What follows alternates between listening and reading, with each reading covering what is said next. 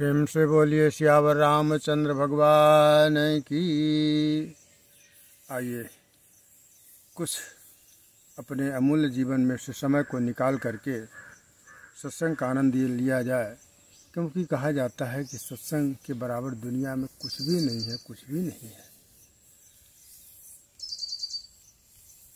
तो इसलिए जैसा कि रामचरितमानस में प्रमाण है, तात स्वर्ग अपवर्ग सुख धैर्य तुला एक अंग, तुलन ताहिन सकल मिले जो सुख लो सत्संग। सत्संग की बहुत बड़ी महत्ता है। बिन सत्संग विवेक न होई, राम कृपा बिन सुलभ न होई। तो थोड़े समय में थोड़े शब्दों में समझ करके आइए हम लोग आज के मुख्य विषय, क्या स्वर्ग है क्या नरक है। जैसा कि कहा गया, स्वर्ग नरक अपवर्ग समाना, जहाँ तह देख धरे धनबाना। स्वर्ग नरक अपवर्ग निशैनी, ज्ञान विराग भगत शुभ देनी। स्वर्ग का मतलब सीधा सीधा जीव को हर तरह से सुख प्राप्त होता है, जैसे रिद्धियाँ सिद्धियाँ सब उसके अनुसार चलती हों, यह स्वर्ग है। और नरक क्या है? तमाम जीव अपने किए हुए दुष्कर्मों के फल को भोगता है, यातनाओं को भोगता है, वो नरक है।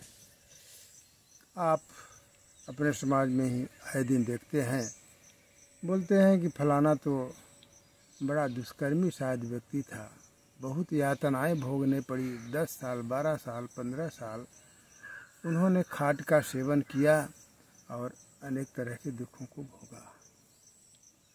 तो कहने का मतलब स्वर्ग कहीं और है, जैसे 7 लोक ऊपर हैं, 7 लोक नीचे, दोनों को मिला के 14 लोक हैं। तो ऊपर के 7 लोगों में, 7 लोकों में सुख के आधार हैं, सुख की व्यवस्थाएं हैं। जीव जब स्वर्ग की ओर जाता है उसे सुख ही सुख प्राप्त होता है, आनंद ही आनंद है। और जब 7 लोक नीचे के जो हैं उनमें से कुछ नरक के स्थान हैं, दुख की यातनाएं जहाँ जीव भोगता है, वहाँ पर जाके अनेक प्रकार के अपने किए हुए कर्मों के दुख को भोगता है।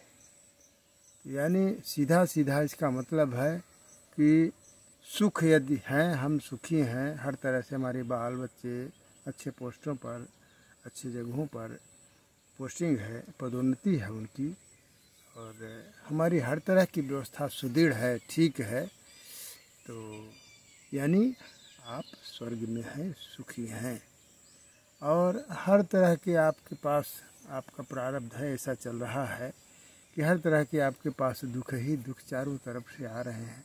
पारिवारिक क्लेश, धार्मिक क्लेश और सामाजिक क्लेश, शारीरिक क्लेश, जैसा कहा गया, दैहिक दैविक भौतिक तापा, राम राज्य नहीं काहूँ व्यापा।